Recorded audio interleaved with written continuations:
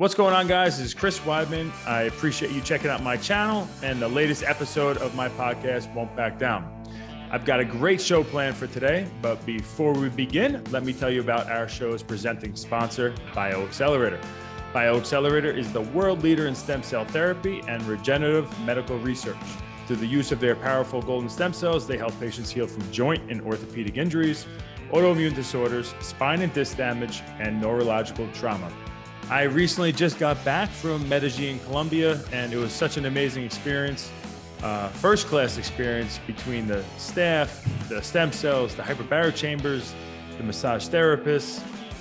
It really was an amazing wellness trip for me, and I'm excited to get all my joints back to brand new. I highly recommend it to all the athletes out there, anybody who have any injuries or autoimmune disorders. Please check them out. They are truly working wonders out in Medellin, Colombia at BioXcellerator. Thanks again to BioXcellerator for helping me create this show, Won't Back Down, which is also available on Spotify, wherever you get your podcasts. All right, here I am with Ben Askren, one of the greatest wrestlers of our era. He was my age, graduated high school the same time. And I appreciate you coming on the show, man. Yeah, this is gonna be fun. And we chatted the other day about a little project I'm doing. And you're just getting into podcasting, right? That's what you told me. Yes. Ever since my leg snapped in half, I said, you know what? I got to start doing something other than just getting punched in the head. So here I am, podcasting it up.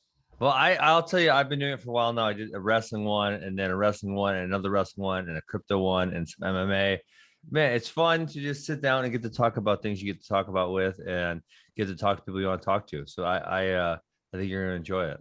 Yeah, I'm loving it so far. It's kind of just, for me, I like, hopefully a lot of people end up listening and, make tons of money with it. But just talking to interesting people that I get to learn from, and get some inspiration from some of their stories.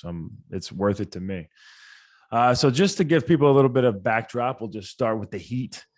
Me and you, the first time I met you was in Chicago at a national tournament.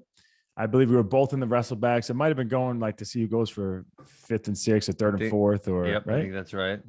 And I remember watching. I wasn't even sure if you were my weight class, but I never told you this before. But I remember I had 3 or 4 kids from my high school that I went there with, and my head coach.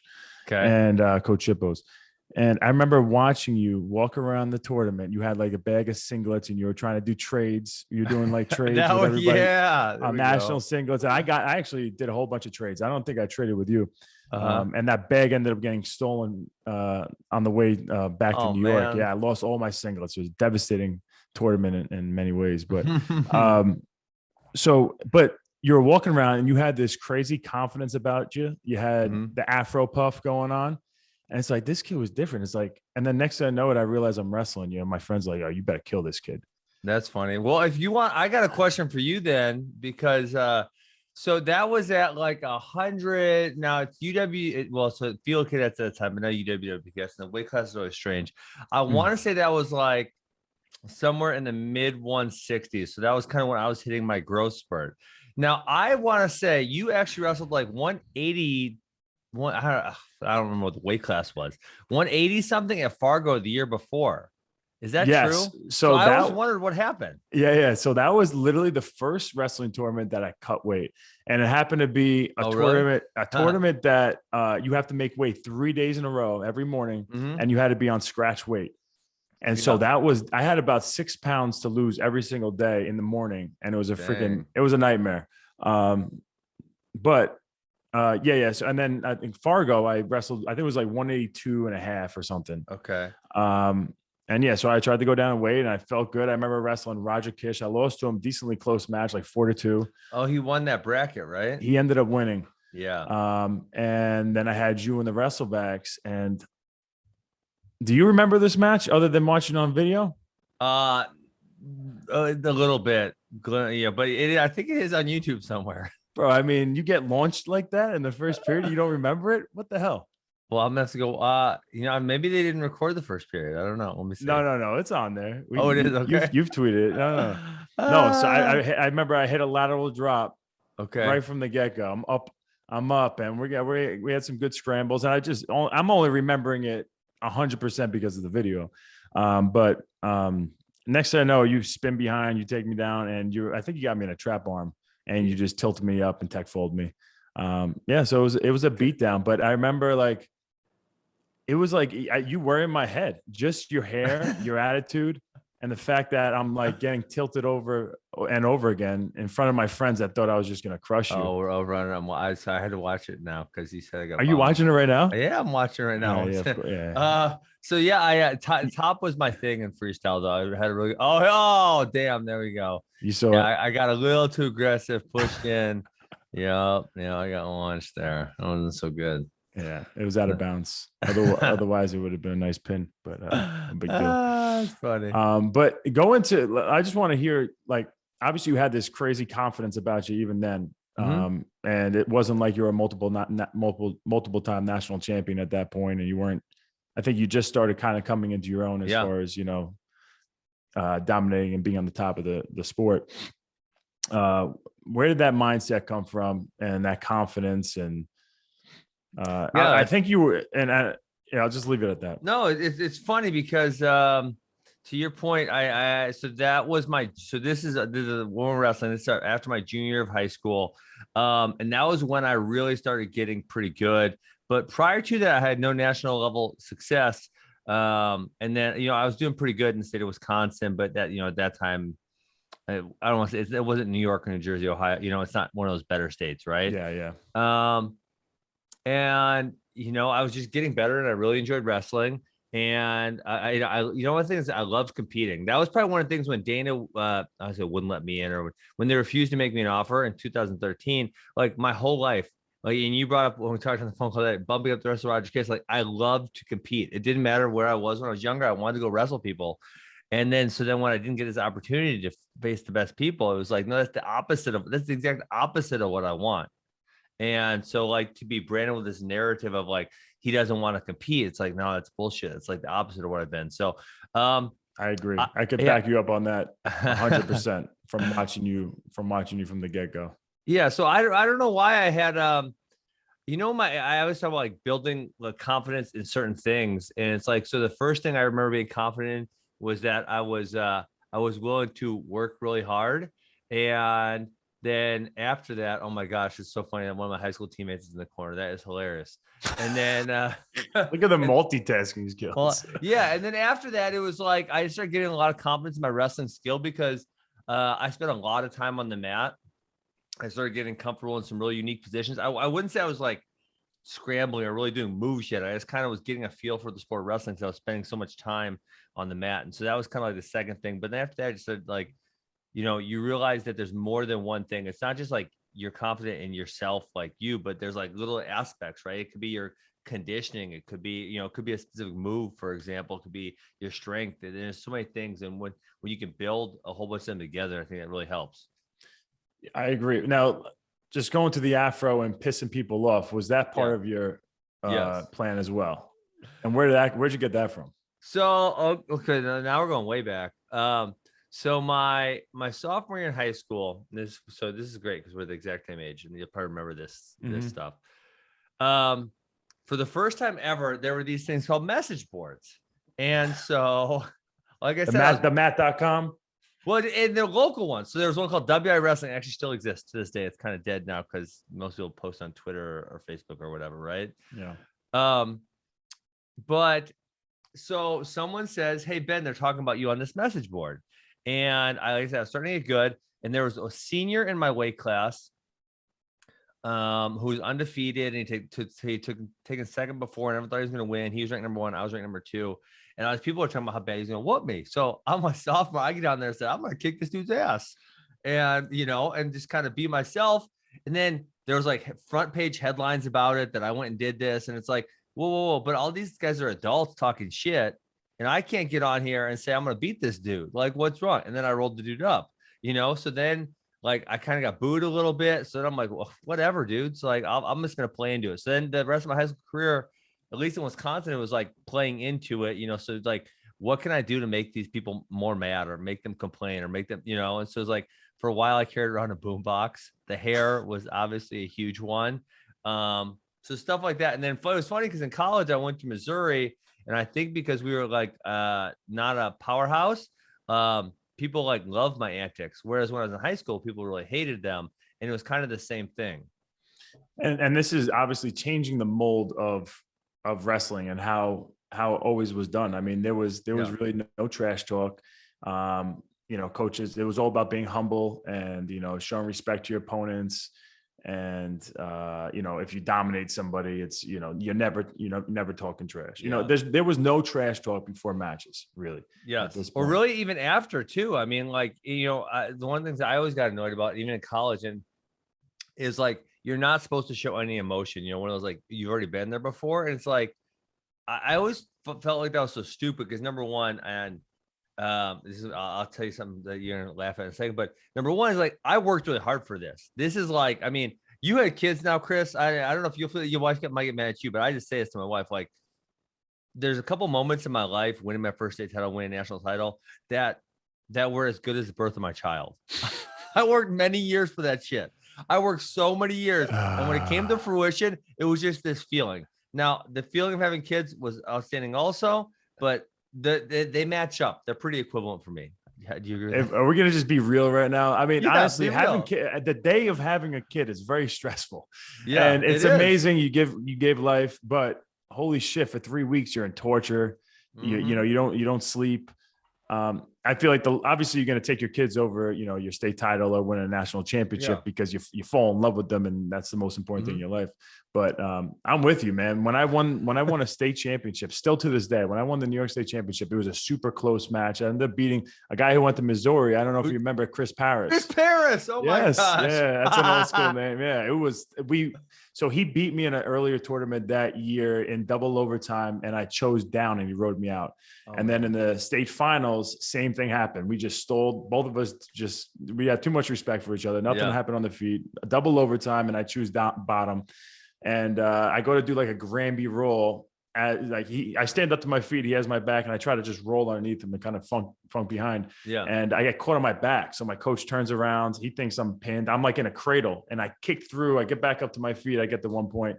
Dang. And it was insane. I was very close to losing, and I got the win. So, but that moment still to this day, like that and winning the UFC championship against Anderson Silva.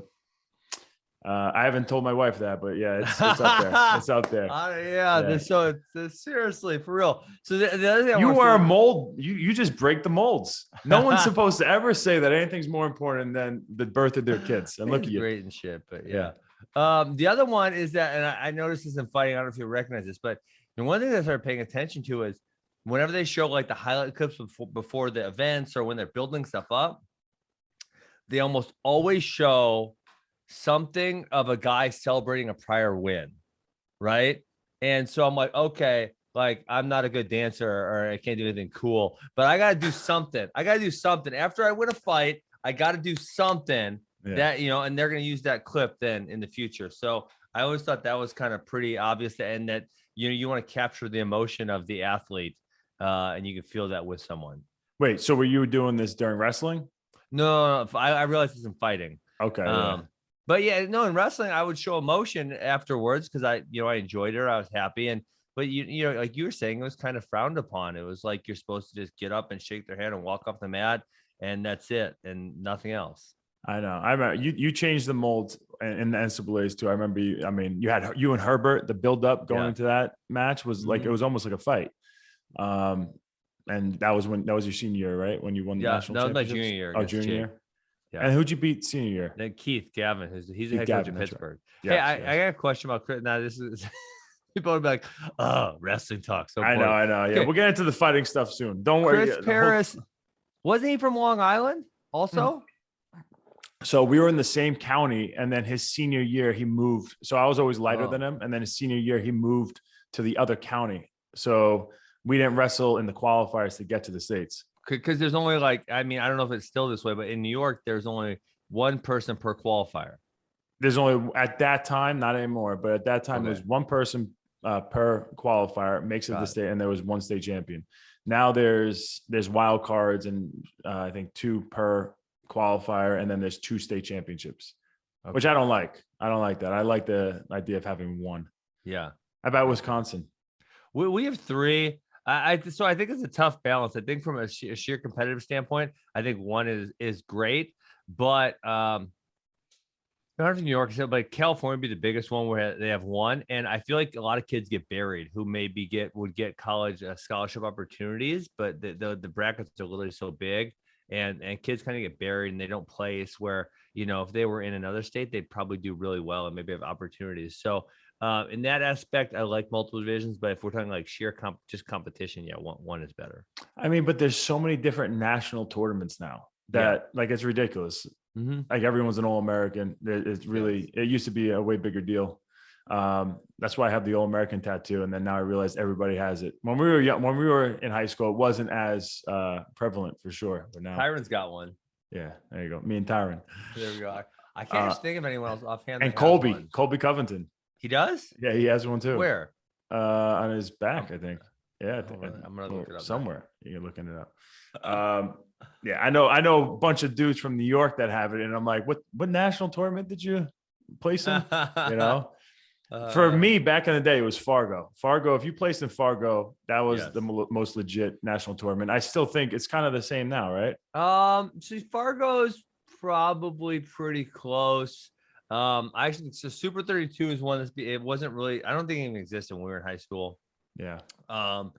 That's getting really popular, and it's probably the toughest. The other one would be the tournament we wrestled at, which is now UWW cadets, because they still have the weird weight classes. So it's really like you get a whole bunch of people smushed together who normally wouldn't be together. So those 2 are probably the toughest, and then Fargo's probably 3rd. Gotcha. Yeah. You looking it up? I'm Colby's back. Colby Covington's Colby tattoo. Covington's I can't find his back though. I can only find his front side. Geez. I think I'm right. Let's talk about trash talk. Okay. When you trash talk, obviously you've done it your whole fight career, and I've watched you do it wrestling, but is it more for entertainment purposes or to get into the guy's head?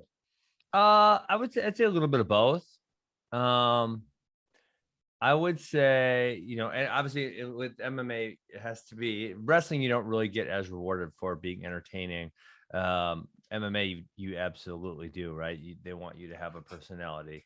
But I think that also serves a purpose of getting inside someone's head, because, you know, everyone, no matter who you are, have insecurities about certain things. And so if you can speak to their insecurities, you can usually like make them start thinking about them and start really like worrying about them, which is good. And another thing, and obviously this backfired one time on me, but if you can make someone upset, usually people who are upset don't compete well.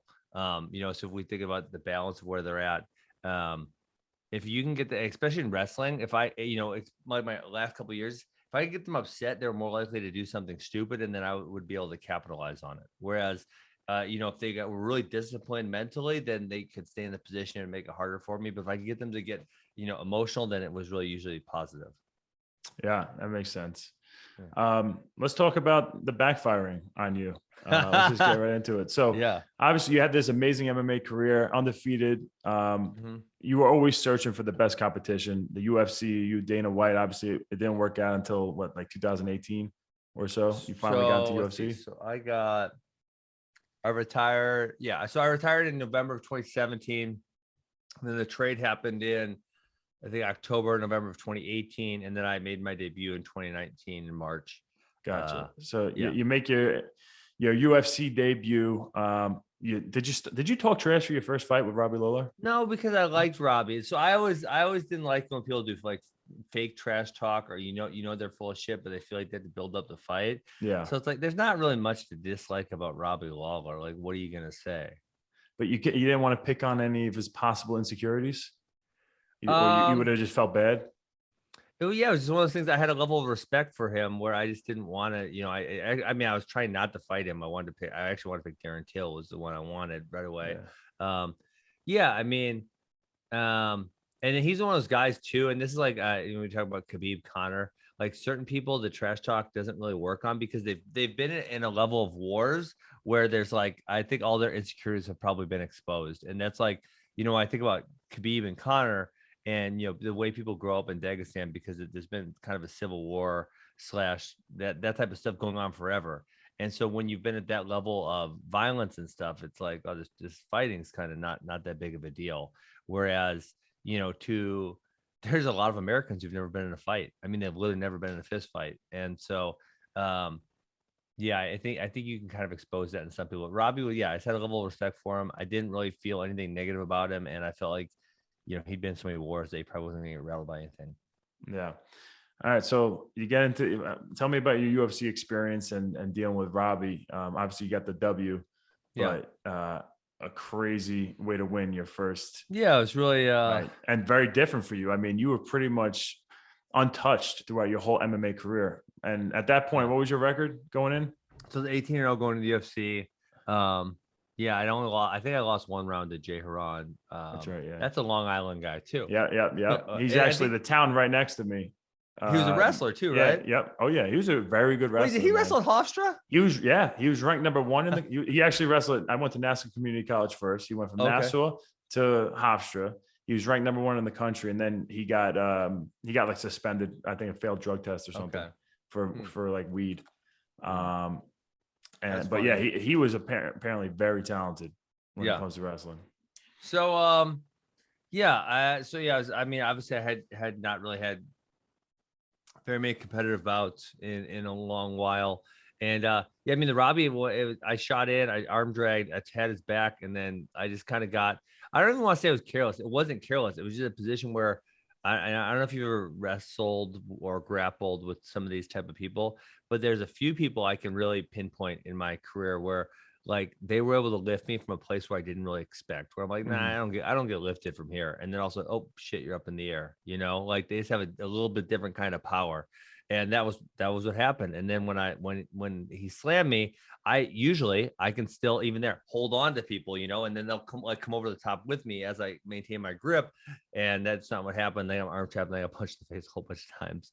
Yeah. And so I was able to get up and get a takedown, and it was really ugly. But I had actually been practicing that choke that I got on him. I really had wished I'd found a better jiu-jitsu coach earlier in my career. But when I unretired, I was like, I didn't want to go back to Rufus because I knew I was older. I didn't want to be on the schedule. So I put everything together for myself, where I was bringing all coaches and training partners into me at my wrestling academy. And so Mark Lehman, do you know that name? Yeah, of course. Okay, so yeah, he was in Vegas. I know that you're a boy, but my boy Matt Serra, that I know you've seen the video of him tearing him apart. Oh yeah, they got Fighter Show. Oh heat. My gosh, I could watch that video all day. So Mark was in Vegas and Dallas, but he's actually from here. Like he's from like 10 minutes away. So when I'm retired, someone told me, oh yeah, he's back in town. So I kind of, I hit him up and I said, hey, let's sit down and meet. And we kind of hit it off. And so like, it's funny because I really wish I had been working on some more detail. My problem with a lot of the jiu-jitsu coaches is wrestling is taught a lot more efficiently. And it's like, we're going to get in, and I don't know who your jiu-jitsu coach is. So maybe you don't have the same experience. No. Yeah. Sorry. But like last time when they go live, it's like 5-minute roll, 5-minute roll, 5-minute roll. Whereas in wrestling, a lot of times it's like, okay, let's work on bottom. Let's work on top. Let's work on specifically, you start with a bar, you start with a single leg, you start with a headlock. And so you're really like focused on positionally things and you get better there. That's how you get better. And so Mark, we had been focusing on finishing the choke because obviously pretty much my whole career I'd been really proficient at getting takedowns. And I hadn't been able to finish a bunch of fights by submission. So we were focused on like a couple different, arm triangle, rear naked, those type of things. And it was like, I just had been clicking a few things that I was missing. And so when I locked that up on Robbie, I knew it was over because I had been just like, I obviously have a crazy squeeze. And then just that a couple of details that he had been working with me on were clicking together. So yeah, I got the win. It was about as ugly, but it was super dramatic. So, I mean, that was good and all, got people really riled up. And then, yeah, I mean, I knew I wanted to fight. So I actually flew to London. I had set up my flight to go to London because I knew I wanted to fight George or Darren next. I actually thought Darren was going to win, probably was my guess. Yeah. Wait, who was he fighting at this point? It was Darren and George in the main event in London. Oh, that's right. Okay. It was like 2 or 3 weeks after my fight, and I flew out there. I was thinking St. Pierre for a second because I know you were trying to get him too. Yeah, I mean that was a pipe dream, obviously, right? Because he was retired at that point in time. Yeah, I mean that's where I wish I would have been in the UFC earlier, and we could have maybe crossed paths because I would have been coming over just about the time he was. I think he retired maybe a year after I came over. Somewhere would have a year after I would have came over. Gotcha. Something like that. Yeah. I want to jump into the jiu-jitsu thing for a second, and then we'll go back to the fighting. So you're saying you didn't have a good jiu-jitsu coach, for majority of your career, like yeah. But I remember 2009 Abu Dhabi's. Yeah, I mean, that's another thing that you just jumped into, really, right? Did you do qualifiers and stuff leading up, or you got invited? No, they just invited me, so I said I'm in. Yeah, that was awesome, and I know you did better than me. You took no, I didn't take anything. I lost in the semifinals to, I don't know if I placed it. There was no wrestlebacks. I lost to Andre Galbao in a very close match. Like I had like 3 or 4 different chokes on him and whatever. Yeah. But it was an awesome experience. Yeah. And then I lost I went to the absolute division and I beat some heavyweight from Brazil, and then I lost to Vinny Magalhães by flying armbar. Oh shoot! It was freaking ridiculous. That was the first time I ever felt anything like that before. Dang. Yeah. So I but at that point, you didn't feel like you were good at jiu-jitsu? So like there's good, and then there's the next level, right? And so like there's a few guys I've went with. The majority of guys I go with, I'm fine, right? I can definitely hold my, and I haven't grappled in a while, but like like a Marcelo Garcia, that video is public. Oh yeah, I've seen that. That's unbelievable. He's so unbelievable. Pablo Popovich, so I won my first match that year, 2009, and then I got submitted by Pablo second round. Yeah, and so there's been these guys, and so just like I felt like my jiu-jitsu was good, but then it was like, okay, so when I started MMA in 2008 in Colombia, because I was still coaching there, we had jiu-jitsu coaches and no striking coach, and that was it. So I just did jiu-jitsu like every single day. And obviously, with wrestling background, it helps you jump levels really, really fast. But then I took a job at Arizona State. There wasn't a jiu-jitsu coach at that gym. So I actually convinced him to bring my jiu-jitsu coach from back home down there. Well, they got in a fight like 6 months later. And then when I moved back to Rufus kind of cycled through a couple different coaches, which a couple were good, but they just didn't stay very long. And then the last one, he was really subpar. He's not there anymore. Yeah, so it's just kind of like I just didn't have a really consistent one. And then I guess the other thing would be, and this would be on me, is I maybe a little bit neglected the finer points of jiu-jitsu, and maybe because I didn't have that coach that was sparking my interest in it. But to me, it was like, well, if I take down and I just like stuff them and do their, able to stop anything they can do and just keep punching them, then I'm gonna win. So it's like not a huge level of focus on taking the back or finishing that way. So it's like, for me, it was like, get off bottom, right? If I end up there somehow, use the jiu-jitsu, because jiu-jitsu has better options off bottom, because everything in wrestling requires you to turn to your belly, which it's okay sometimes, but you need multiple weapons ideally. Yeah. And then obviously on top, then you can also use the jiu-jitsu mixed with some folk style wrestling. Folk style wrestling is great to keep people down. Yeah. So mix all those things together. So yeah, I just didn't have a coach that sparked my interest. And then Mark at the end was really great on the details. But obviously it was, really late in my career, and I got to work with him for like 9, 12 months, something like that. It's crazy because it is surprising because obviously your wrestling game, you were good on your feet, and but you were known for your top control and your pinning abilities and like your unorthodox, way to bring people to their back. So obviously I would think that heading into jiu-jitsu, it would be the perfect fit for you to come up with this whole different type of system, just kind of like how you came up with the system of like, the funky wrestling, all the scrambling. You created something that really wasn't there before. It's surprising that you kind of just that's what I said. Now, didn't put too much time into. Like, what's wrong with you? Can you do this? You're not too old. Let's go. Now you make me regret. Well, so one of the things I was that time Marcelo Garcia fucked me up. I'm like, this dude, he's just on a different planet almost. And, obviously he's like probably one of the GOATs, right? Oh, he's unbelievable. I agree. And so like part of me said like, fuck, I should move to New York City and work with him for a year. Cause I don't know about you, but in certain aspects, like once you get that skill, it's like riding a bicycle. It's not going to go away. I mean, you might have to, if you don't use it for a while, it might get a little rusty. You might have to, kick off the dirt a little bit, but it's going to be there still. So yeah. And now like, I really enjoy jiu-jitsu and really kind of grab, but I'm so busy with being at my wrestling academy. And if I'm doing something physical, that I'm usually wrestling, I have 3 high school kids I do private lessons with where I'm trying to get them to be really good. So I'm usually doing that. So I just don't have time right now for the jiu-jitsu part. Gotcha. Unfortunately. Let's move on to you beat Robbie Lawler. Now Yeah. you got the big fight with Jorge Masvidal. Tell me about the build up and the fight. Yeah, it was great. It was going perfectly to plan until it wasn't. Yeah, I mean, you're right. That was the fight I wanted. So actually, when Darren Till beat George, I thought George was the easier fight for me. And so obviously I still think that I win that fight more often than I don't. But he hit the perfect flying knee, and and then that was that. And there's really nothing after that. I know that's something that people don't really tend to realize, is that just because someone wins in a night, and no matter how they finish the guy or decision, especially if there's a finish, doesn't mean that the better fighter won. The better fighter that night won. He was able to figure it out. But as far as percentages go and who would win more likely or most likely, that's a different story. Yeah. So, I mean, I put myself in a good spot where if I had won that fight, I would likely have been fighting for the UFC title, which was kind of the whole goal. I mean, so the other thing is all along here, I knew I had the hip issue. So it had been bugging me for quite a while.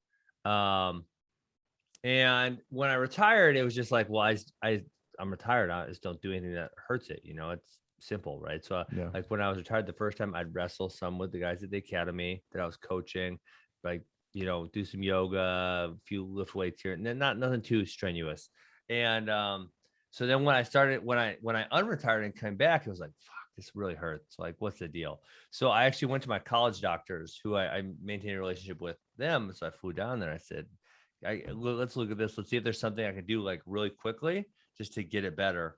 And they looked at the x-ray and said, there's not really anything you can do. So there's just deal with it. And whenever you're done, because, when you do the surgery, it's going to be a year off. And I said, okay.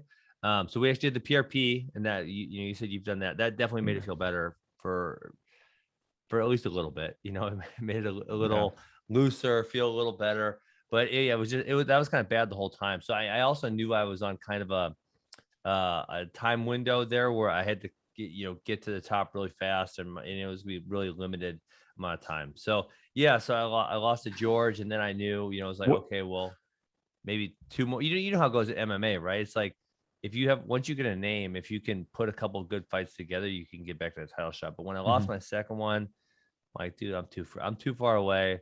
My hip sucks. Like, I couldn't do any running. I couldn't do there's a whole bunch of stuff. It was just really limited. I couldn't do. So I'm gonna just get the surgery and be done with this. What aspects of like training was the hip the biggest issue for? Like, what couldn't you really do?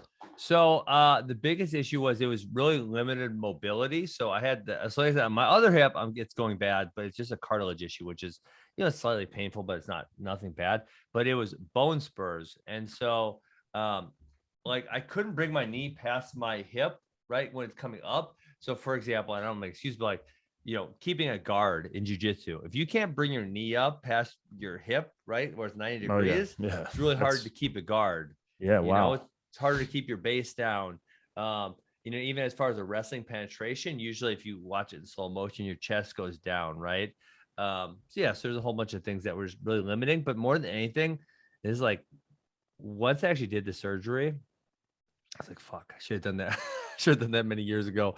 Cause like I was at the point where I could sleep in one position and that was it, and you just like, I don't know, I'm sure you've gone through some shit. When you get some pain, you just like figure out how to deal with it. It's whatever. That's what it is. And so, actually my whole left side had hurt from the hip. And then, but every morning I woke up, my right side of my back and upper back, middle back was like always really sore. And that, I have to go through routine, get it loosened, and I feel better, right? I was training at a pretty high level. And the day after I had surgery, I woke up, or the day of, right? So they put you out for the surgery. I woke up, I'm like, my back doesn't hurt. It's weird. Like, I expected my left side not to hurt, but my right side doesn't hurt either. It's like, well, I'm on pain pills. Maybe that's it. And then my fucking back never hurt again. Wow. It was so That's weird, crazy. right? I just totally didn't expect it. So if I was like, now if I look back, I would have said like, if I would have known what this, I would have done it right when I retired from ONE Championship. I would have done it like immediately then, because just regular quality of life, it was so much better. Was it just the fact that it's like considered a hip replacement that scared you of like doing it and still continue to fight? I think it was just I just didn't know how much better it was going to be. Yeah. Like, you know, like I said, with certain things, you just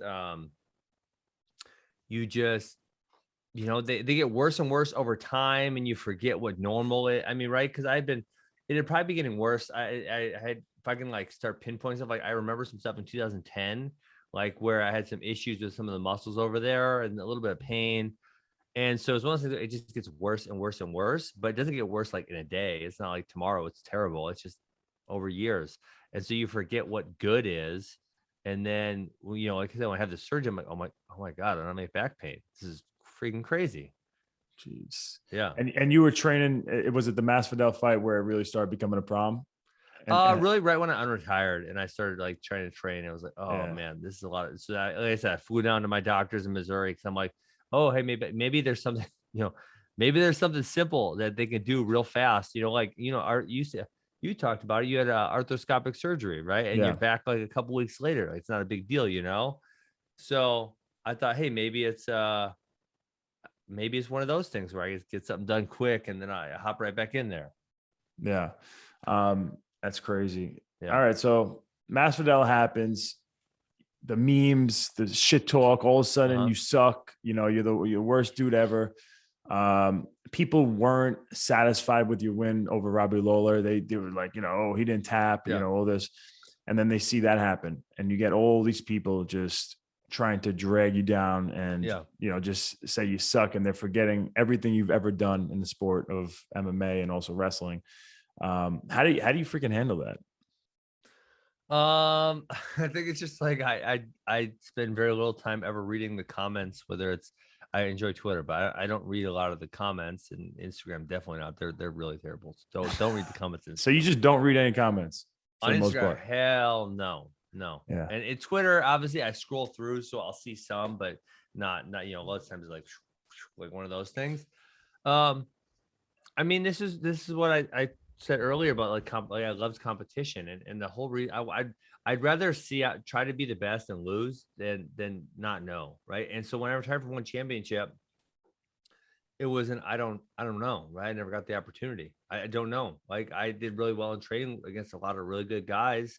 My skills are pretty good, but I would still like to know, because to your point, and one of the I don't know if you'd say exciting or exhilarating things about fighting is that, to your point, if you had two guys fight 10 times, if they're close in skill level, you're going to get a lot of different outcomes. Whereas in wrestling, lots of times the better guy's going to win almost every single time, but it might be close. It might be by 2 points, but he's still going to win, right? Yeah. Because there's less variability. In fighting, there's so much variability, and that, you know, that's kind of one of the things that makes it so hard, is that you could be the better fighter that's going to win. If you did it 10 times, maybe you win 7. He's still going to win 3, right? And that's so crazy. That's like, yeah. So I think that's one of the tough things with fighting is, and you have to do it. I don't say every night, but like if you have an off night, it's going to bite you in the ass, and then you're going to get knocked down the ranks a little bit, and you got to work your way back up.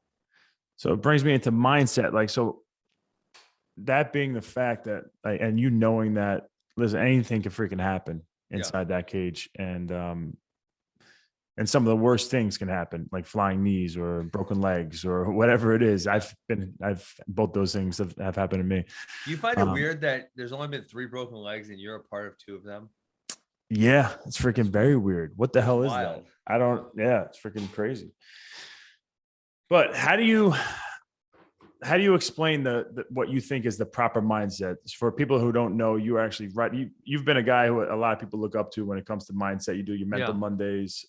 You are coming out with a sports psychology book right now, with a psychologist and the guy who started Spartan Race, right? The Senna. So how do you recommend fighters in a brief way, like what should be going into fights, knowing that the better fighter doesn't always win. Anything could happen.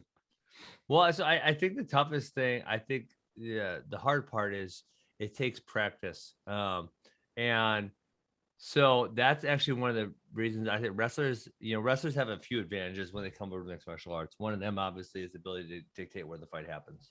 But another really big one that a lot of people ignore is the amount of competitions we have, because usually by the time we get to that UFC level, we've likely been through youth, high school, and college wrestling. I don't know about you, Chris, but I've had 1,000 matches for sure, probably more like 1,500. So it would be my guess. I'm up there somewhere. Yeah. So, and you feel, and so, I know it's not a fight, but it's a lot of the same things, right? It's getting your body prepared to go compete as well as you can. And so now we've had 1,000 times to practice at this, where a lot of guys from other disciplines, they maybe had 20 or 30 or 40, right? So getting yourself there mentally, is something that takes practice, and everyone's kind of unique. And like, we talked the other day about where I need to be for me, but that's not everybody. That's me. That's just my own. And, I know there's certain people like me, but there's some other people that are opposite of me, right? About what they need to do to prepare, to get ready, and all of the things. So you got to find what's right for you. So I always just draw this diagram for our athletes is like, think about the best performance you had and you're up here. And then think about the worst performance you had and you're down here, right? And it's this like curve or wave. And the goal would be to make as many of them as close to the top as possible. So if you think of, okay, my best performance, what did I do? How did I warm up, eat, cut weight, all these things? What was I thinking? And then when I was the worst, name all the things. And then, so if you can recognize, when I was worse, I didn't sleep well, and I was really worried about winning, right? And when I did well, my weight cut was really good. And I was just enjoying the moment, and I was worried about finish my single leg or some shit like that. Yeah. Yeah. So identifying those and then doing, and so wrestlers, we get a lot of practice, and it's great. It's great because we need that practice. Yeah. And I think it was interesting when we were talking the other day, or was it yesterday? Was it yesterday? I think it was Monday. Yeah. On we talked about how you are so relaxed before fights in some of these biggest moments. I don't know what fight it was, but it was one of your big fights. You're on Twitter and you're like talking about the basketball games or the football games going on. Mm-hmm.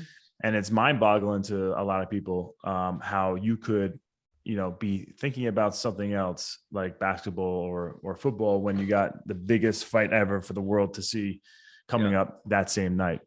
How do you maintain that calmness and that, and how do you control your mind to focus on other things like that? Yeah. I mean, so kind of like what we talked about earlier is that we got a lot of practice, right? I told you a specific story my freshman year where it was, I can become obsessive, and generally being obsessive when you're like in the moment or getting close to the moment is really negative to your performance. And so I was able to realize that when I was 15 or 14, whatever it was, right, realized that, hey, that's a problem. That's something I need to fix in order if I'm going to be the best, I got to fix that.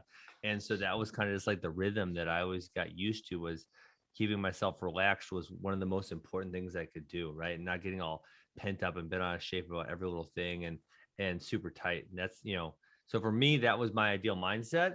And that's something where, you or anyone listening to this, they just have to go practice it. And as wrestling, we get thousands of competitions. We get a lot of freaking practice at how do we feel good? How do we compete well? What happens when we do poorly? How are we wrestling when we did that way? So, for me, relaxation is best. Yeah, I love it. It's crazy, very different. And I think that's kind of where a lot of people should be. Especially wrestlers. I think we're so wound up to be so tight and so serious, and it means so much to win this match. I mean, I don't want to pick on Long Island, but there's too many tough son of bitches out there. I mean, those dads, the dads like want to fight, and so they have their ego tied to the outcome of their child. And this happens in more macho communities, with the macho-ness is obviously positive in my opinion in most cases, but strictly for one aspect, for the literally going on the mat performance aspect, it generally causes too much anxiety, right? So in that one moment, singular moment, if you could just get your athlete to relax. And so I always find that as like, right now I'm a coach, I find myself pushing that way more than the other way. Like too many kids put too much pressure on themselves. And so my job as a coach is to relieve that pressure and not have their ego tied up into it. Yeah, I'm with you. It's crazy. I don't know how these kids they're in these wrestling matches where it's a one-on-one sport, and they want to win obviously more than anybody. And then they have their dad who is there, who is on them and telling them, this is everything. This is a big moment. You better go out there and win. Yeah. And the amount of stress that puts on a kid, that's not going to help them. It's crazy. They want to win already. Like the dads need to chill out and let the kids just go out there and have fun.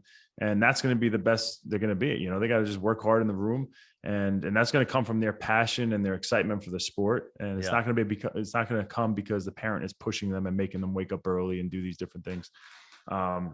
It's crazy. And then I know you've seen it a million times. I've seen it too, where the kids end up hating their parents, at the end of the day, and they end up hating the sport, no matter how successful they become, Yeah. So I would say if the parent's too hard on the kid, it will really do two things, right? They will either dislike the sport or they'll dislike you.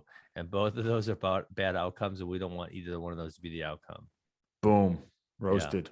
Yeah. There you go. For real. All right, let's go into the Jake Paul. So you retire from MMA, you have your hip replacement, you're focusing on your Askren academies, and then you get a phone call.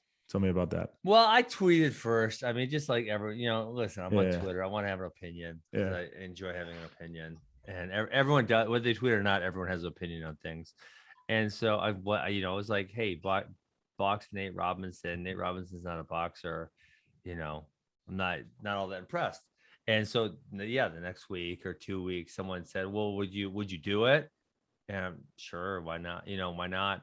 And so at that point, I literally couldn't work out because of my hip, right? So I had 3 months where you can't even be like really weight bearing or minimally weight bearing.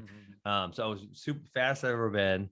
But the thing I kept thinking about, and I'm sure you probably had to do this in high school, on some Friday nights, if we didn't have anything going on, we had boxing gloves and some dudes would come over our basement and we'd fucking punch each other in the face. All the time. Yeah.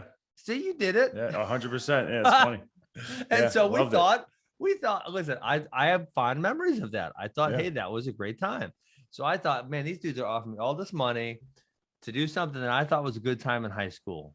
Like, I'd be an idiot not to. And so, I mean, obviously that there was the one negative possibility, which is what happened, is that I got beat. But it's like, again, I would rather just go see what happens than not know, right? Because that in my opinion, that's kind of cowardly, right? Is to say like, oh, I could do that and then not sign the contract and go do it when you have the opportunity to go do it. And so I went and did it. It didn't go so well, not ideal.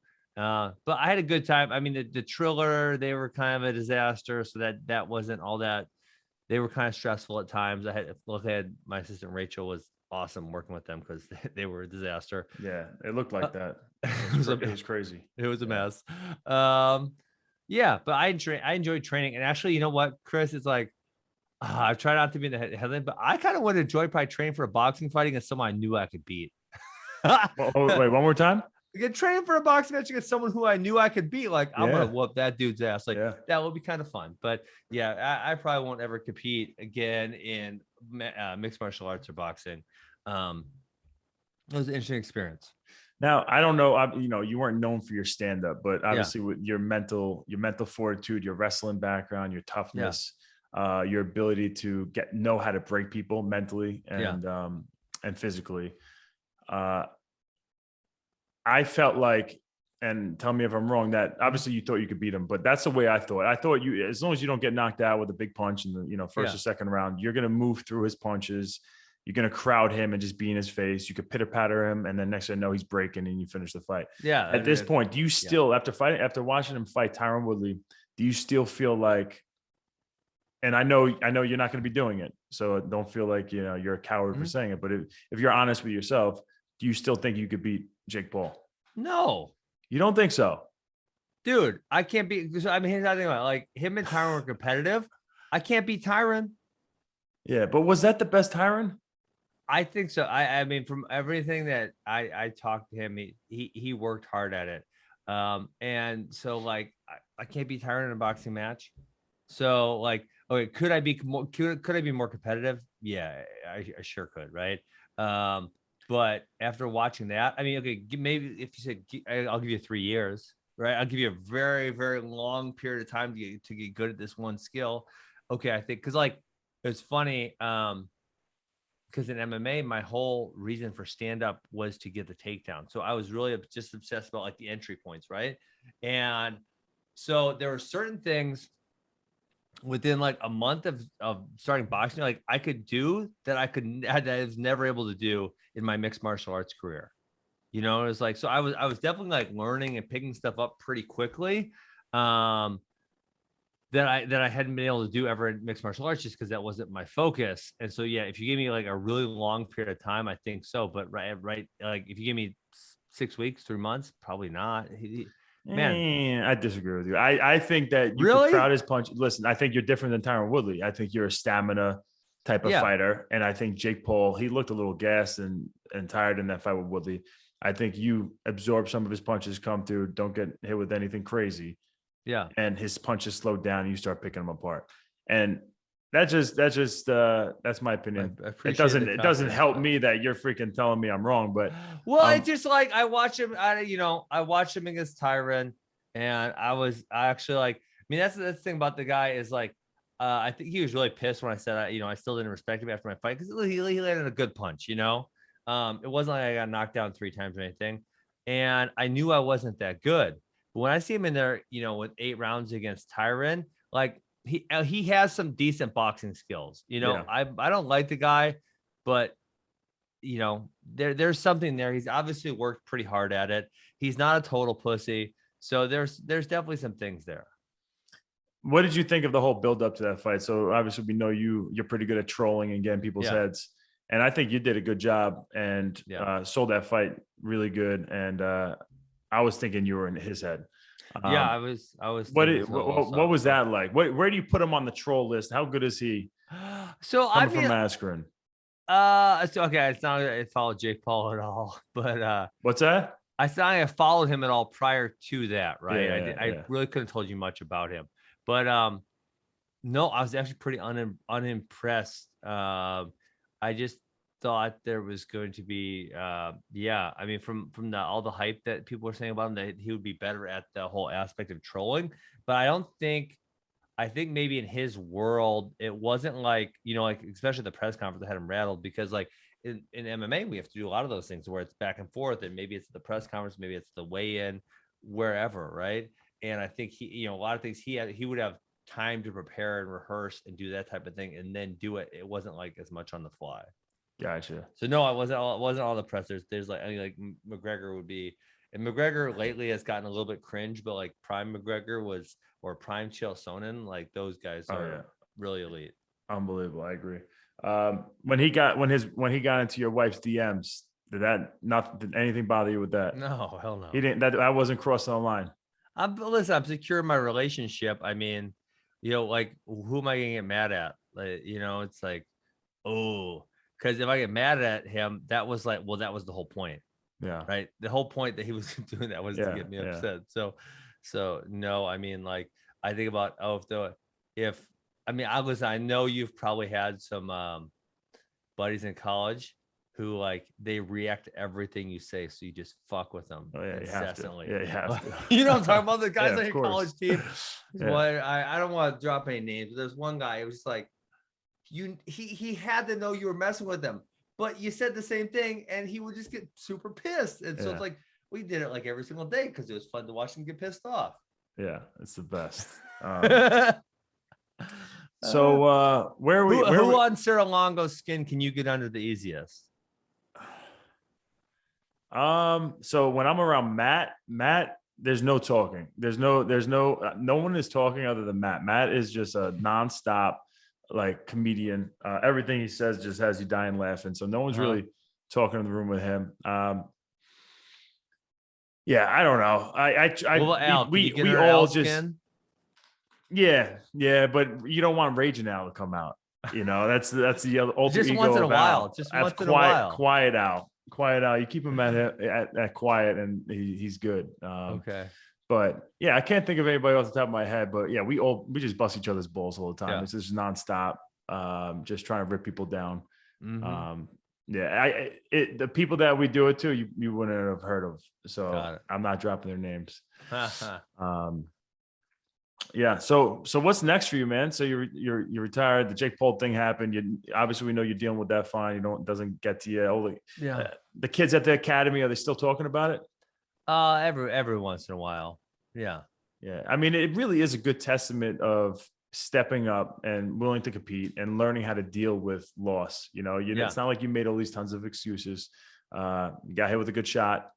You weren't afraid of losing. You weren't afraid of the competition. And I think it's a good testament to the kids. Let's see. So I mean, I love coaching. That's probably my number one thing I enjoy. We had Super 32 coming up, which I said that was one of the toughest ones. So that'd be like 10 days to that or something.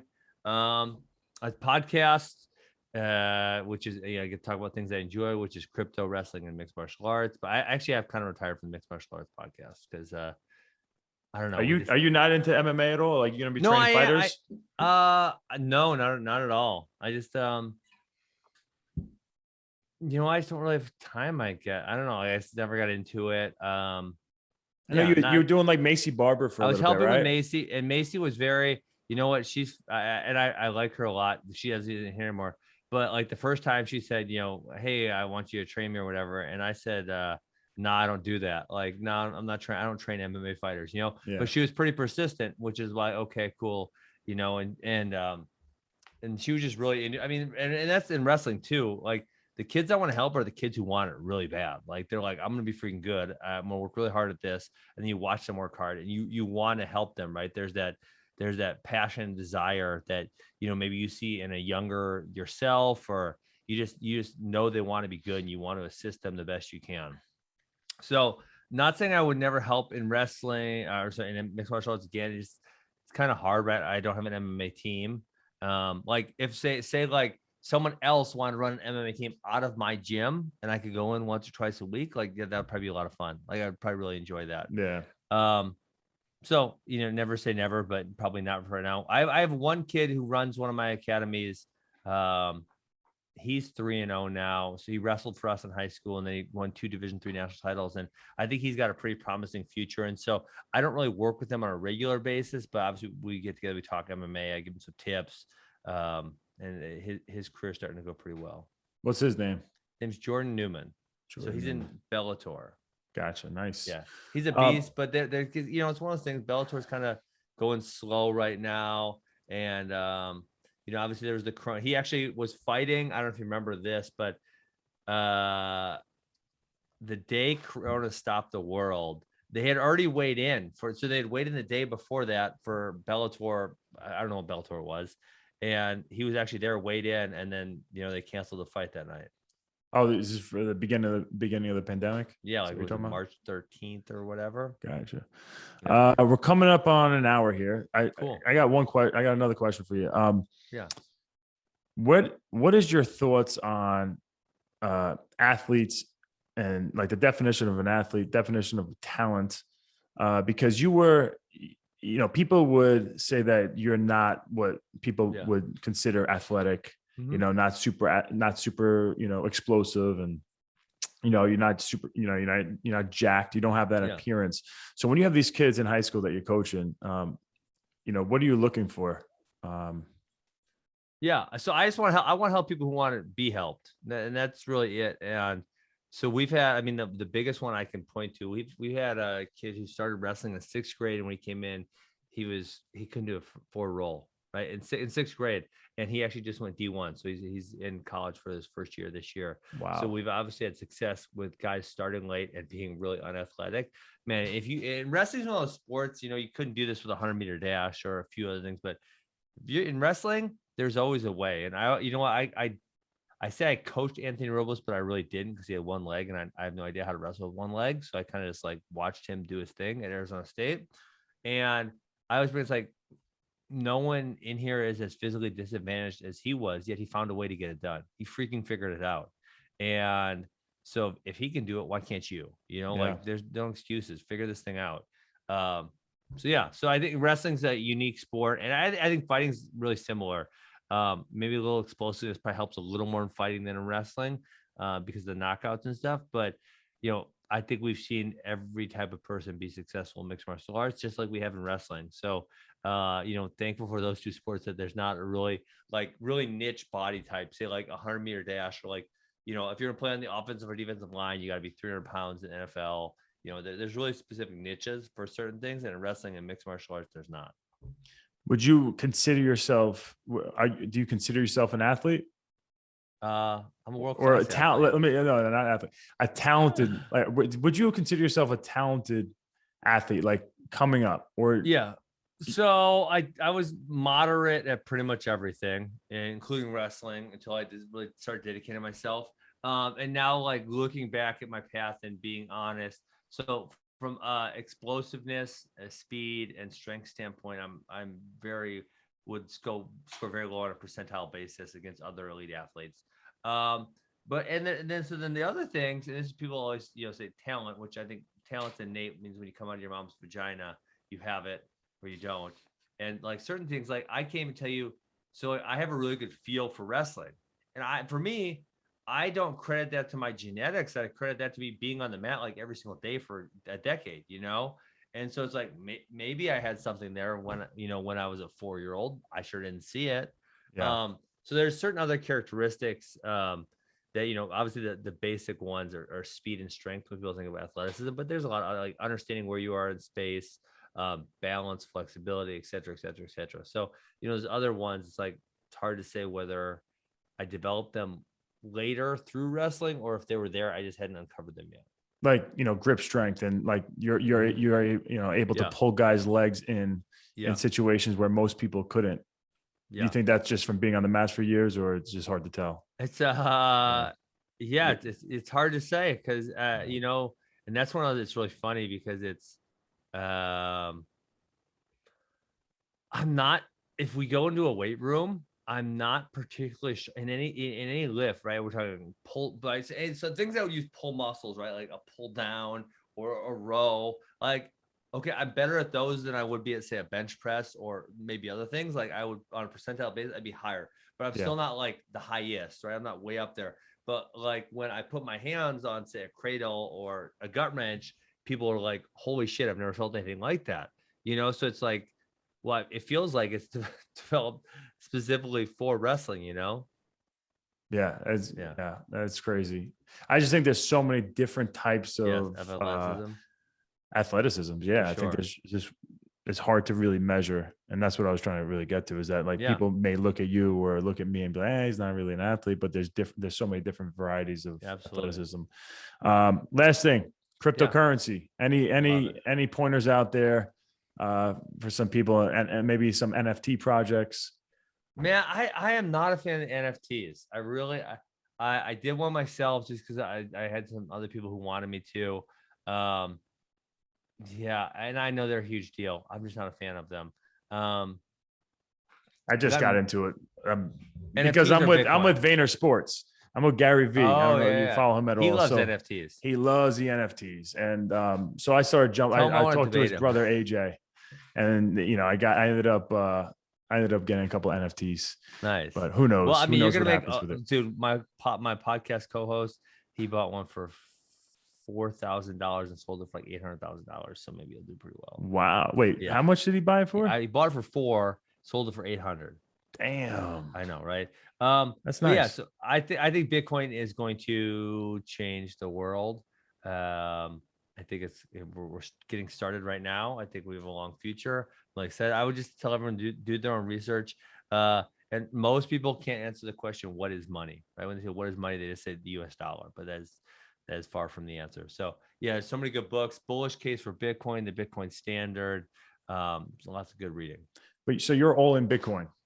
Not really any of the altcoins? I have other investments, but that would be like my main focus would be Bitcoin. So why Bitcoin? Why do you think Bitcoin's going to last? Obviously, it was one of the first ones to hit the market and get a lot of marketing behind it. But as far as it being efficient and Elon Musk taking it down the way he was able to take it down, and He didn't like really moving. take it down though. So here's why I was disappointed in Elon Musk.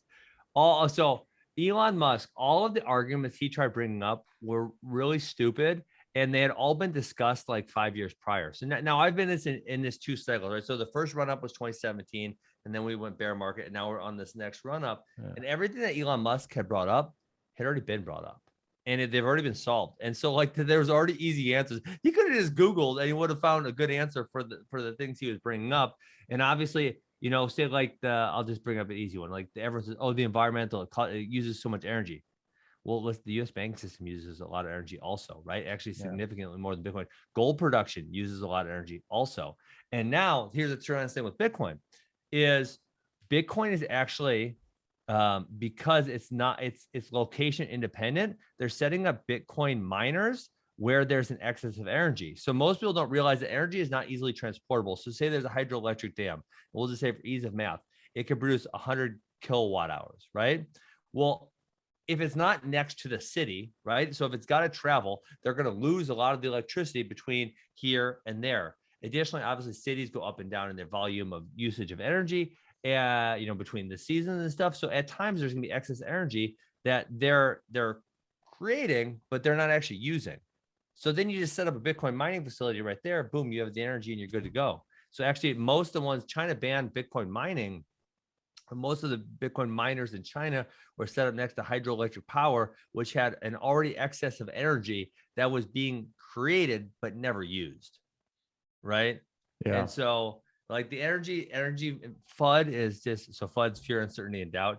It's ridiculous because it's been hashed over. I mean, now we're seeing the guy, the president of El Salvador, is putting a Bitcoin mining rig on a volcano. So this is completely renewable energy, and that is not being tapped. It is not going to run out. He can just throw it right on top of there and boom, get going. My podcast co-host, Jason, he has a tire recycling plant where they have to burn the tires, and they do it in very specific manners to do less effect on the environment. But he said, well, I have all this excess energy from burning these tires, and he put a mining facility next to that. So yeah, the energy environmental concerns they're just like to try to detract, but they don't have actually any real value. I mean, but as these new coins are coming out constantly, you don't think they're going to be able to come up with something that is better in every possible way than Bitcoin? No, I don't think so. And because also all these other layer 2 solutions are being built around Bitcoin, like the Lightning Network, you should watch Jack Maller's interview with Pomp. It's pretty tremendous. But so I think that, and I just think the level of decentralization and the fact that it's now been around for 11 years and no one's been able to do anything to it. I think it's ideal. And I think obviously once certain countries start adopting it, like El Salvador did, and I think there's probably gonna be a few more this year, that I think it's gonna be so far out in front that no one will ever catch it. And then there's all these other positive characteristics. All right. I guess I got to get back into Bitcoin. You sold me. I ended up selling it. So I had it in 2017. It hit like close to 20 or something. And then it dropped back down. I ended up buying it at 9. And then boom, I stayed strong. And the next thing I know it, I ended up selling it at like 55,000. There we go. A few months ago, maybe 6 months ago. So I think there will probably likely be projects. So we're in a bull market. So in the next, I will say, who knows, 3 to 6 months, we'll say, there's going to be other projects which do better multiples, right? Because even if Bitcoin goes to 300, that's a 6x from where we are right now, roughly. Mm-hmm. There's going to be other projects that do better multiples. But then on the way down, it's going to be brutal, right? In the bear market. So I'll tell you one, I bought, and I learned from experience the hard way. I bought 3 things that all went to zero. I bought, and they all had a huge run. The 4th one, Pillar, I bought $3,000 worth of Pillar in 2017. It went to 39,000 within 2 months, from 3 to 39. I didn't sell any of it, and now it's worth like $300. Yeah. Right. So it went a run up of 13x, and now a run down of like 99% or something. So yeah, that's gonna happen with like the Shiba thing. Shiba's gonna crash. Shiba. I was into Shiba. I sold my Bitcoins. You're gonna make some money. And I bought Shiba because I had this inside tip from my buddy in New York City that's like very conservative, but very, he has a lot of money, and he was putting tons of money into Shiba. And he knew the developers and blah, blah, blah, blah, blah. So I jumped in and I got crushed. I mean, yeah. So one of the guys made like 25 million on it that I was talking to, but he was in a little earlier. A lot of them are rug pulls. So 100%. A rug pull is all these guys, they pre-mine the coins. Like there's like 400 trillion Shiba. They pre-mine all these coins, they give them to people, right? And then they all pump it together. Boom, it goes up, and then they rug pull it, and they say all of us are selling them. Boom. So you actually saw. So I guarantee it's a scam because that first. But if I would have stayed in it, this is months now ago. It's back up. But if I would have stayed, I ended up selling. I sold it in the worst time too. I was like, this coin is stupid. There's no reason for it. But now it's on. Coinbase, and it's on. They're gonna put it on Robinhood. They're saying, dude, it's gonna get rug pulled. I promise you this. I know, but people are making crazy money. They will. So, it's going to get rug pulled, but as long as you know it's going to get rug pulled, you gotta. Went from it went like 90% drop back in, what was that, April or something like that, 80% drop. Yeah, it was right. Maybe it was it before my fight? It was right before my fight in April. Yeah, is when I think I did it. Shoot. Yeah, I should. All right. Hey, I gotta run, Chris. Yeah. Thank you so much for doing this, bro. Yeah, I appreciate it, man.